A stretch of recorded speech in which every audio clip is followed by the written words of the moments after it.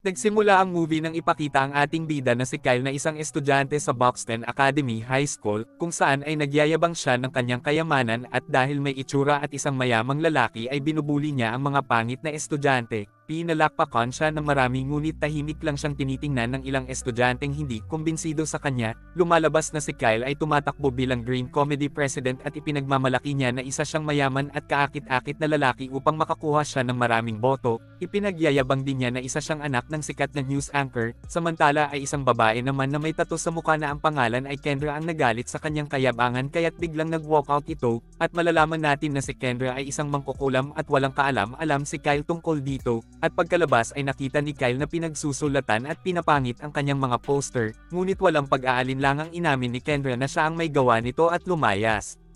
Pagkatapos ay nakausap niya ang kanyang kaklase na si Lindy at alam niya na kasangkot ito ni Kendra, ngunit nilinaw ni Lindy na hindi niya kilala si Kendra at wala siyang kinalaman sa nangyari. Pagkatapos ay nagkamay na sila at naghiwalay na tila may gusto si Lindy kay Kyle, at sa bahay ay lumapit sa kanya ang katulong nila na si Zolo upang kausapin siya ngunit binastos niya ito. Nang sumunod na araw ay nanalo si Kyle sa eleksyon at pinalakpakan siya ng lahat at ilang sandali ay nilapitan niya si Kendra na hindi masaya sa kanyang pagkapanalo, at inalok niya ito ng tiket para sa isang VIP party, kaya tinanggap ni Kendra ang kanyang imbitasyon upang mabigyan siya ng isang pagkakataon. Kinagabihan ay gumayak na si Kyle para sa party at nag-iwan siya ng isang white rose, pagkatapos ay nakita niya si Lindy na nagtatrabaho bilang isang waitress at nagkausap sila ng ilang sandali at dito ay nalaman ni Kyle na nag-iipon ng pera si Lindy para sa Machu Picchu trip. Ilang sandali ay dumating na si Kendra upang makipagkita kay Kyle ngunit ipinahiya niya ito sa harap ng mga tao. Binuli siya ni Kyle at lumalabas na niloko lang siya nito kaya't galit na galit si Kendra, at dahil isa itong mangkukulam ay isinumpa siya nito at binulungan.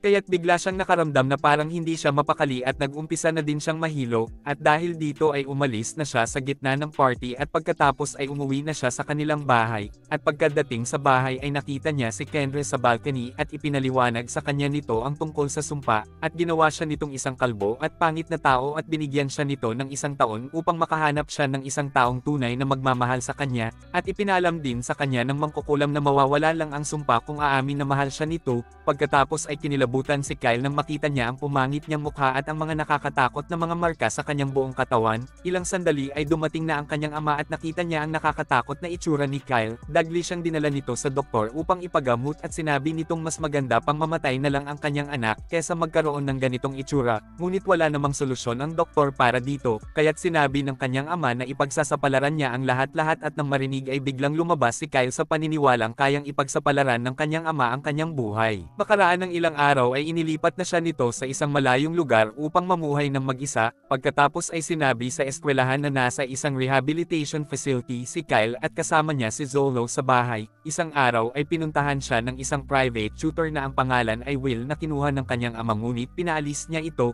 at nang malaman niya na bulag pala si Will ay pinapasok na niya ang tutor. Kinagabihan ay nalungkot si Kyle habang tinitingnan ang picture ng kanyang ama, at sa unang pagkakataon ay kinausap niya si Zolo nang hindi binabastos, at tinanong niya ang katulong tungkol sa pamilya nito at sinabi ni Zolo ang tungkol sa kanyang mga anak sa Jamaica, at nalulungkot siya dahil hindi niya nakakasama ang mga ito, at pinayuhan siya nito na magtiis lang muna ng konti at pupuntahan din siya ng kanyang ama. Pagkatapos ay sumakay na siya sa kanyang motor upang pumunta sa isang party ng kanyang kaibigan, kung saan ay nakita niya si Kendra kaya't humingi siya ng tawad dito at nagsusumamo siya na gawin na siyang normal ngunit hindi naman siya pinansin at nilayasan lang siya nito. Ilang sandali ay nakita niya ang kanyang best friend na hinahalikan ang kanyang girlfriend kaya't sobra siyang nasaktan.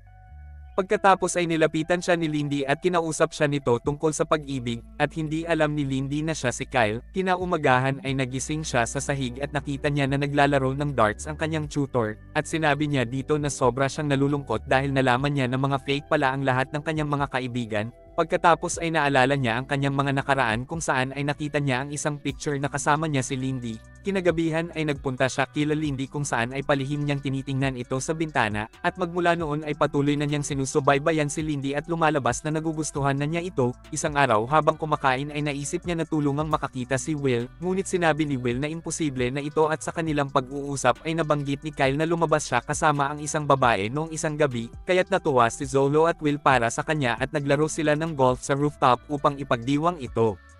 Pagkatapos ay muli niyang tiningnan si Lindy ngunit nakita niya ang dalawang mga magnanakaw na tinututukan ng baril ang tatay ni Lindy, kaya't agad niyang inatake ang isa sa magnanakaw ngunit itinulak naman ng kasama nito si Lindy sa hagdan kaya't nawalan ito ng malay. Pagkatapos ay dinala niya si Lindy sa bahay nito at ilang sandali ay nakarinig siya ng isang putok ng baril, at pagbalik niya doon ay nakita niya na binaril ng tatay ni Lindy ang isang magnanakaw. Pagkatapos pagbantaan sila nito ng paghihiganti ay dagli na itong tumakas. Nakita ni Kyle na isa itong magandang pagkakataon kaya't sinabi niya sa tatay ni Lindy na kailangang patirahin si Lindy sa kanya upang maprotektahan niya ito laban sa magnanakaw.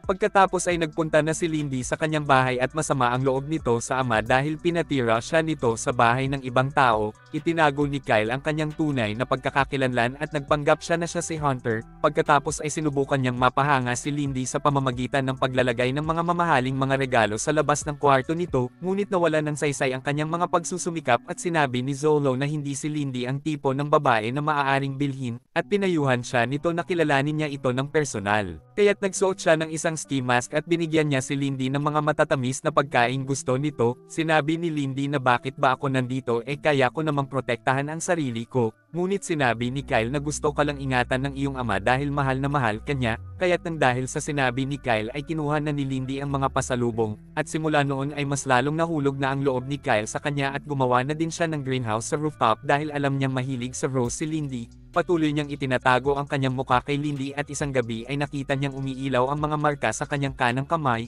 Pagkatapos ay pumasok si Lindy at kinausap siya nito at nagbonding sila habang nanonood ng TV, at ilang sandali ay ipinakita na ni Kyle ang kanyang mukha at tinanong niya kung nakakatakot ba ito. Sinabi ni Lindy na may mas iba pa akong nakikitang mas malala pa sa'yo, kaya't sobrang natuwa si Kyle at mas lalo niyang nagustuhan ang dalaga. Pagkaraan ng ilang araw ay inimbitahan niya si Lindy sa kanyang ginawang greenhouse at hangang-hanga si Lindy dito at nagbasa silang dalawa ng mga tula sa greenhouse.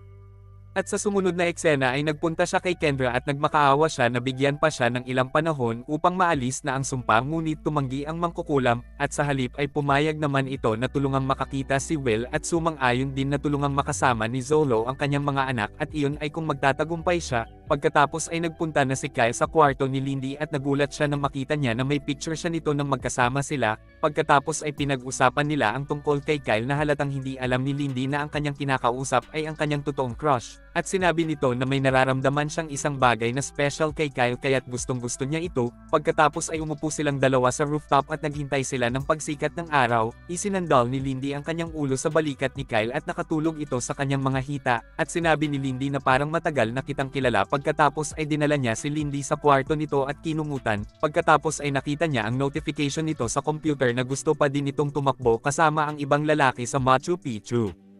Upang mahikayat na huwag na itong umalis ay dinala niya ito sa mansyon ng kanyang ama. Pagkatapos ay nakatanggap si Lindy ng text mula sa kanyang tatay at pinapabalik na siya nito dahil nahuli na ang magnanakaw. Pagkarating sa mansyon ay nag-usap muna sila ni Lindy at kinagabihan ng magkikis na sila ay biglang nag-ring ang cellphone ni Lindy. At nalaman niya na na-ospital pala ang kanyang ama kaya't dagli siyang sumakay ng train upang mapuntahan niya ito. At bago umalis ay sinabi ni Lindy kay Kyle na siya ay isang mabuting kaibigan kaya't nang dahil dito ay sobrang nasaktan si Kyle dahil gusto niya ito ng higit pa sa isang kaibigan. At habang patungo si Lindy sa ospital ay nabasa niya ang lahat ng mga sulat na ibinigay sa kanya ni Kyle bago sila maghalikan. At sa sulat ay sinabi ni Kyle kung paano ito unting-unting nahulog sa kanya. At pagkaraan ng ilang araw ay gumaling na ang tatay ni Lindy at sinubukan niyang tawagan si Kyle ngunit nasasaktan pa din ito dahil sa kanyang sinabi kaya't hindi siya sinasagot nito. At pagkatapos ay dumating na ang araw na aalis na si Lindy para sa kanyang Machu Picchu, at sa bahay ay sinabi nila Zolo at Will na puntahan na ni Kyle si Lindy bago pa ito makaalis.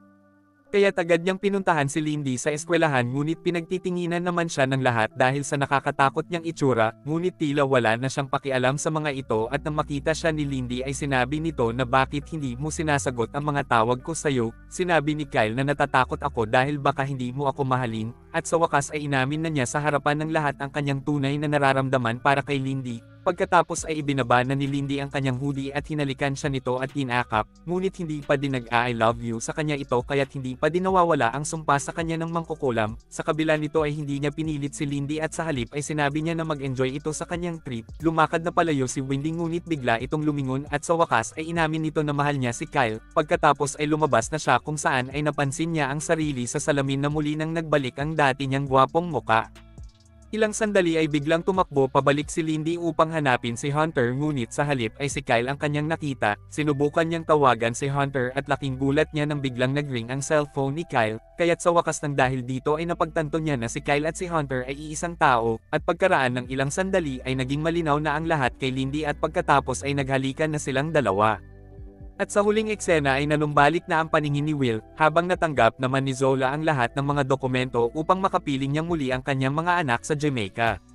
At dito na po nagtatapos ang ating movie. Mag-subscribe ka na po Lods para sa magagandang mga movie na katulad nito, at pakiclick mo na din ang notification bell at mag-like ka na din upang matulungan mo ang ating channel. Maraming salamat po sa iyong panunood at pagtulong. Ingat po palagi Lods, God bless.